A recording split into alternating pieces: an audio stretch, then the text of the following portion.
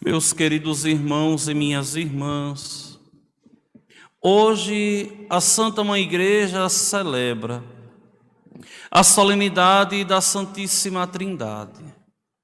Observem que o ano litúrgico que nós vivemos, ele tem por missão nos catequizar e nos fazer adentrar com zelo, com dignidade, nos mistérios revelados por Deus. Nós vivemos por esses dias a ressurreição de nosso Senhor. 40 dias depois, a Igreja celebrou dignamente a sua ascensão. 50 dias, a Igreja celebrou o momento em que o Espírito Santo desceu sobre os apóstolos e Maria reunidos no cenáculo Pentecostes. E depois de contemplarmos esses mistérios todos, a Igreja celebra a festa mais nova de todas, a solenidade mais nova da Trindade Santa. Deus que é Pai, Filho e Espírito Santo. Um único Deus, em três pessoas realmente distintas. O grande mistério da fé cristã, o grande mistério da fé católica.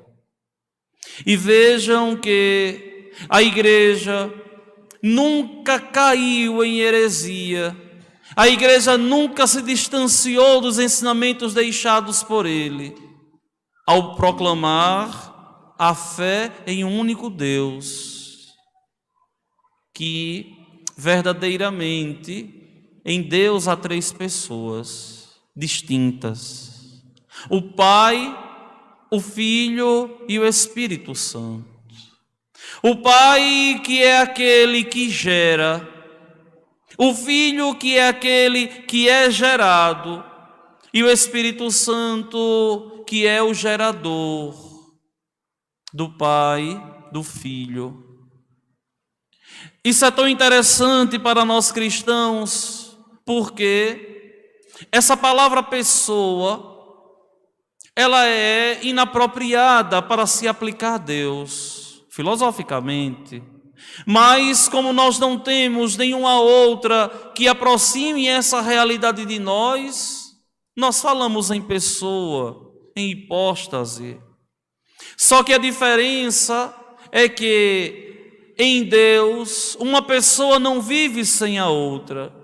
Nunca existiu um milésimo de segundo sequer que o Filho não existisse, que o Espírito Santo não existisse.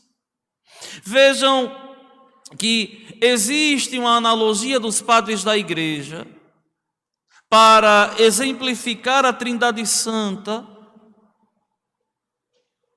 a partir do sol. Um é o sol, outro é o raio do sol, e outro é o calor que chega até nós do sol.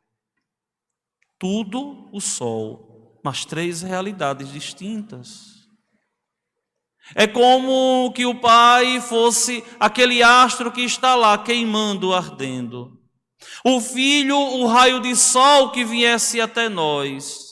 E o Espírito Santo, o calor do sol que nós sentimos. Não existe o sol sem o raio. Não existe o calor sem o sol. Não existe, de modo algum, o raio sem o sol e sem o calor. Três realidades de um único astro, assim é Deus. E aqui nós podemos também partir do princípio de que é mistério. Em Deus a gente só conhece aquilo que Ele se dá a conhecer. Nós só conseguimos falar de Deus a partir da nossa realidade ínfima, pequena, imprópria. Não temos como conhecer Deus verdadeiramente como Ele é, porque dele nós só conhecemos o que Ele nos revelou. É aquela coisa assim a respeito da Trindade. Padre, eu entendi tudo e ao mesmo tempo eu não entendi nada. Esse é o mistério da Trindade. Por isso é mistério, por isso é Deus. E se nós entendêssemos Deus verdadeiramente como Ele é, não seria Deus. Por quê? Porque simplesmente nós assimilaríamos Ele totalmente como Ele é. E isso é impossível. Deus é infinitamente maior que nós. Deus é grandiosamente maior que nós. E nós, criaturas, filhos adotados, somos pequenos e só conhecemos de Deus aquilo que Ele nos mostra.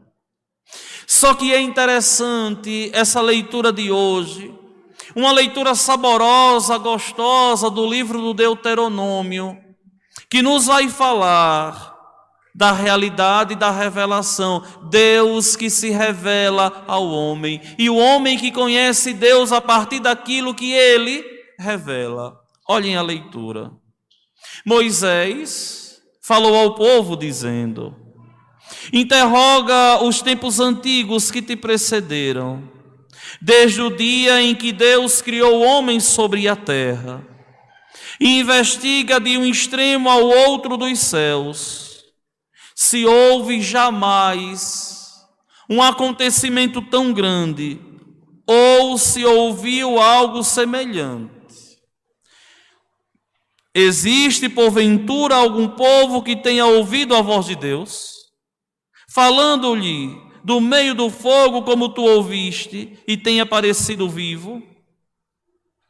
Ou terá jamais algum Deus indo escolher para si um povo entre as nações, por meio das provações, sinais e prodígios, por meio de combates com mão forte, braço estendido, e por meio de grandes terrores? Porque tudo o que por ti, ó Senhor nosso Deus, fez no Egito, diante de teus próprios olhos. Ou seja, o autor sagrado, ele fica maravilhado de contemplar a proximidade de Deus do homem. É Deus que vem ao encontro do homem. Eu não consigo entender, porque essa leitura aqui não foi colocada no rito da vigília pascal, lá fora no sábado santo, para que a gente, contemplando aquele fogo que arde ali, nós pudéssemos lembrar da grandiosidade de Deus. Deus que é infinitamente grande, Deus que é totalmente inaudito, Deus que é o extraordinário, onde todos nós estamos nele e não existe nada fora dele. Essa realidade, minha gente, é tão presente, de tal forma que o que é a realidade do céu é Deus, e o que é a realidade do inferno é a ausência de Deus. O que é alcançar o céu é alcançar Deus. O que é perder o céu é perder Deus. Tudo está em Deus, e Deus se manifesta em tudo. E o que é o inferno é a total ausência de Deus. Para nós cristãos, essa realidade de um Deus que se revela, que veio nos visitar e ficou ao mesmo tempo nos céus e na terra, não é algo estranho, porque Deus é onisciente. Ao mesmo tempo que Deus ele esteve nos céus, Ele estava na terra. E ao mesmo tempo que Ele estava aqui em nosso meio, Ele estava nos céus. E isso é tão bonito, porque o próprio Senhor Jesus Cristo, a segunda pessoa da Trindade, tal homem como vocês e eu, a única diferença, a propensão à queda no pecado, que nós temos e ele não. Ele ali como que sentia saudade do Pai, e no Espírito Santo estava totalmente em comunhão com ele. E quantas vezes nós vemos nosso Senhor nas Sagradas Escrituras subindo ao monte para rezar, estando em Deus ali, sozinho, e em Deus se preenchendo no Pai, Ele mesmo Deus, tal qual o Pai e o Espírito Santo. Aí vocês poderiam me perguntar assim, mas Padre Washington, o Pai é maior que o Filho, porque o Pai é a primeira pessoa? Não. E o Espírito Santo, Padre, é menor que Jesus? Também não. Não existe uma hierarquia de poder na Trindade Santa.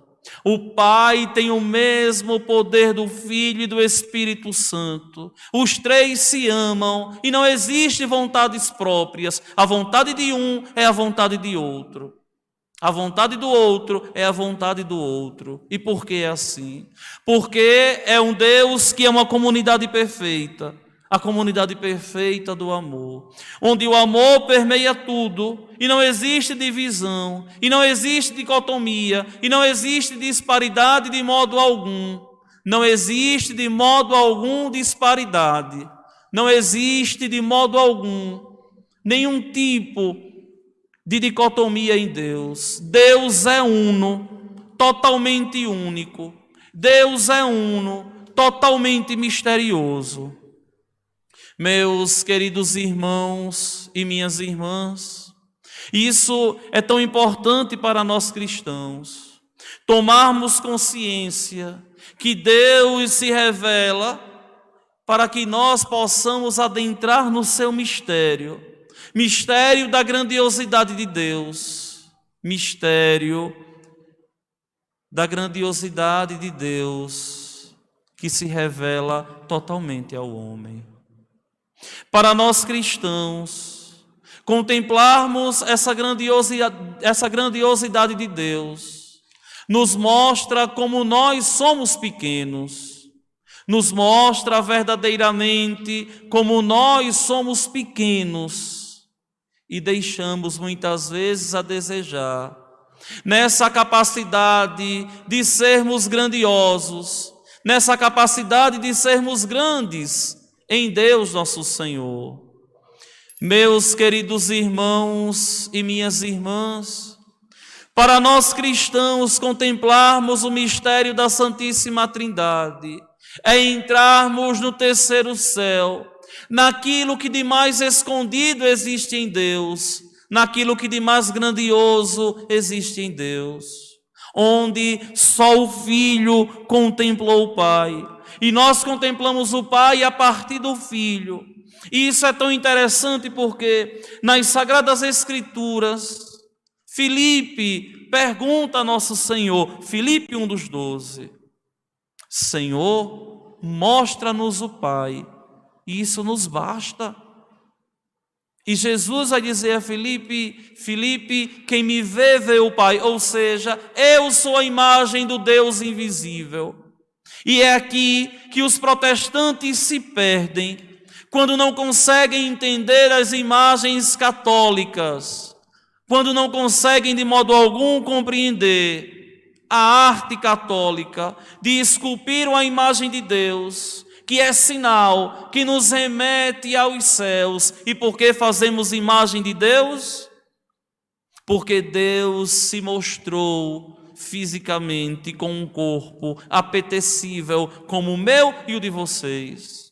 E porque no Antigo Testamento se proibia fazer imagem de Deus, porque toda imagem que o homem fizesse de Deus no Antigo Testamento era a criação da sua cabeça. Por quê? Porque Deus não tinha se revelado como Ele é. E a Igreja Católica, ao verdadeiramente contemplar a imagem sagrada, a Igreja reconhece que contemplando o corpo físico do Filho, feito homem como nós, a Igreja contempla a Deus na sua glória, na sua eternidade. Meus queridos irmãos e minhas irmãs, esse mistério, ele é inesgotável. E tudo aquilo que nós possamos falar a respeito da Trindade Santa empobrece esse mistério sagrado. Só que é interessante porque a liturgia da Igreja nos faz verdadeiramente viver nessa Trindade, onde o Pai, Ele é adorado na entrega do Filho, na força do Espírito Santo. É por isso que esse culto que nós celebramos aqui no altar, tão santo, fazendo aquilo que Ele nos pediu há 2000 anos atrás, nos remete à Trindade Santa. O que é a missa? É a entrega do Filho ao Pai na força do Espírito Santo. A missa é simplesmente atualizar, não seria uma palavra boa, mas fazer memória, rememorar, trazer a nós o mistério do Calvário e oferecendo ao Pai a morte de Cristo uma vez por todas para a nossa salvação. A morte de Cristo uma vez por todas para que o homem pudesse de verdade adentrar aos céus. Vejam que toda missa nós rezamos por nosso Senhor Jesus Cristo, vosso Filho, na unidade do Espírito Santo. É a igreja oferecendo ao Pai o Filho que assumiu a nossa condição na força do Espírito Santo. É por isso que o sacerdote, ao impor as mãos sobre as espécies sagradas, o sacerdote diz: mandai o vosso Espírito Santo. Para quê? Para que as espécies ali sejam sagradas e o pão se transforme no corpo e o vinho se transforme no sangue. O Pai nos envia nesse momento o Espírito Santo para eucaristizar o corpo de nosso Senhor, para que esse corpo de Cristo, ao adentrar em nós, nos fortaleça, para que o corpo de Cristo, que é a igreja que somos nós, seja fortalecida na força do Espírito Santo. Por esses dias, uma das ministras da nossa paróquia, ao estudar, ela me questionou assim: Padre Washington, veja bem, a gente ao comungar o corpo de Cristo, a gente está comungando o corpo da Trindade? E eu dizia: não. Nós comungamos o corpo de Cristo, que assumiu a nossa condição, que morreu e ressuscitou. O corpo de Cristo, ressuscitado, eucaristizado, glorificado, glorioso. É por isso que nós, ao cheirarmos o corpo de Cristo, nós sentimos cheiro de pão. Ao tocarmos o corpo de Cristo, nós tocamos no acidente do pão. Ao olharmos o corpo de Cristo, nós olhamos pão. Ao degustarmos o corpo de nosso Senhor, ao comungarmos, nós comungamos pão, com gosto de pão. Mas ao escutarmos, nós escutamos que é o corpo de Deus, porque é glorioso. É preciso ter fé. É preciso depositar a fé em nosso Senhor, e de onde nos vem esse ensinamento de Santo Tomás de Aquino, quando ele nos diz que os sentidos todos nos enganam, mas a audição nos faz de verdade reconhecer a Deus, glorioso e maravilhoso, que vem ao nosso encontro. Agora, meus queridos irmãos e minhas irmãs, quando nós pegamos o texto santo do Evangelho de hoje, nós vemos os apóstolos, os discípulos, sendo fiéis a nosso Senhor. Vão lá, mande eles irem para a Galileia, e diga a eles que eu vou precedê-los na Galileia. Os 11 vão para a Galileia, ao monte que Jesus indicou. E quando eles veem Jesus ali glorioso, eles se prostram diante de Jesus, se prostram diante dele. Mesmo assim, alguns duvidaram ainda. Jesus se aproxima e diz: toda a autoridade me foi dada, no céu e sobre a terra. Que autoridade? Aquela autoridade que nós contemplamos, que nós rezamos, que nós professamos, ao dizermos assim: donde há de vir julgar os vivos e os mortos. Essa autoridade que ele recebeu do Pai para me julgar, para te julgar, sendo um justo juiz que nos olha com amor que nos olha com misericórdia, mas é justiça. E vejam que essa autoridade que Jesus recebe do Pai na força do Espírito Santo, ele dá um mandato, ele dá uma ordem. Portanto, ide por todo o mundo, batizando a todos em nome do Pai e do Filho e do Espírito Santo. Observem a fórmula aqui, em nome do Pai e do Filho e do Espírito Santo. Não existe 3 nomes, porque não são 3 deuses. É por isso que essa música que se canta nas paróquias aí fora é uma música simplesmente herética. Em nome do Pai, em nome do Filho e em nome do Espírito Santo. Isto é heresia, isso é triteísmo. E infelizmente, para a nossa vergonha, alguns padres e alguns bispos também, por não parece que faltando a aula de catecismo, pedem o povo para cantar isso. Essa não é a fórmula da igreja, e isso o catecismo da igreja bate com muita força. Se eu não me engano agora, o número 231 do catecismo da Igreja Católica. Não existem 3 nomes, mas um nome só, do Pai e do Filho e do Espírito Santo.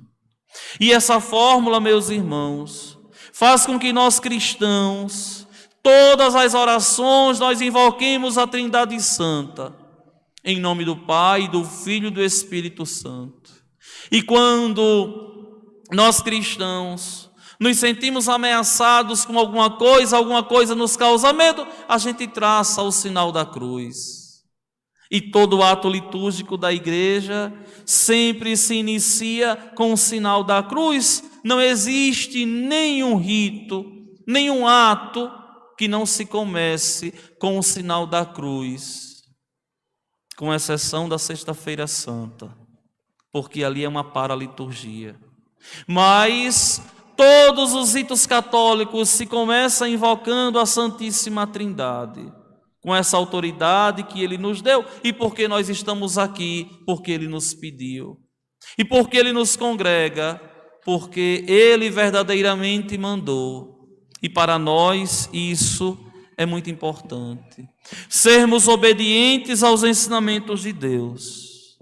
Mas não só sair pelo mundo batizando a todos, mas também ensinando-os a observar tudo o que nosso Senhor ordenou.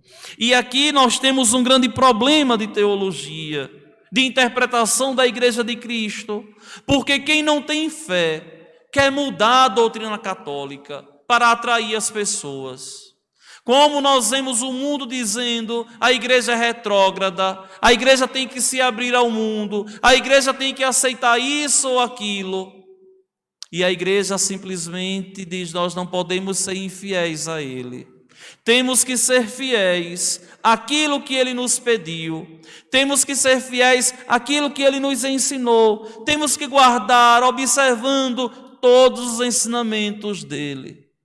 E é tão triste, porque mesmo dentro da igreja, muitas pessoas não conseguem entender a doutrina católica, os ensinamentos deixados por nosso Senhor.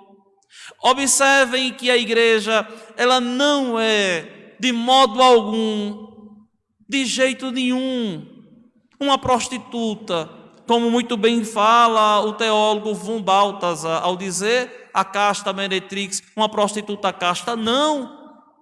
A igreja é verdadeiramente esposa do Senhor. Ela não pode prostituir a sua doutrina para atrair os homens que vivem uma vida relativa. Mas a igreja tem que ser firme, nos dando uma palavra de sabedoria e de verdade, mesmo que nós não entendamos, mesmo que o mundo não entenda, mesmo que os cristãos meio que louquinhos, perdidos no mundo, eles não consigam entender a doutrina deixada por nosso Senhor. Mas não tem problema, é o próprio Senhor quem vai dizer que muitos não haverão de entender. Ele mesmo falou. E por quê? Porque não vivem no seu espírito, porque não vivem abertos à realidade do céu. Meus caríssimos irmãos e minhas irmãs, por fim, a liturgia da igreja hoje nos coloca um grande ensinamento deixado por nosso Senhor, que é a sua presença espiritual em nosso meio. Eis que eu estarei convosco todos os dias, até o fim do mundo. É bom nós tomarmos consciência dessa certeza, de que o Senhor Deus, o Todo-Poderoso, Ele verdadeiramente caminha conosco. E nós não caminhamos sozinhos. Ele nos guia rumo aos céus. Que a bem-aventurada Virgem Maria, Rainha do céu e da terra, possa interceder por nós junto do seu Filho Jesus, para que assim todos nós vivendo aqui na terra tomemos consciência que fomos feitos para a eternidade dos céus. Vamos ficar de pé.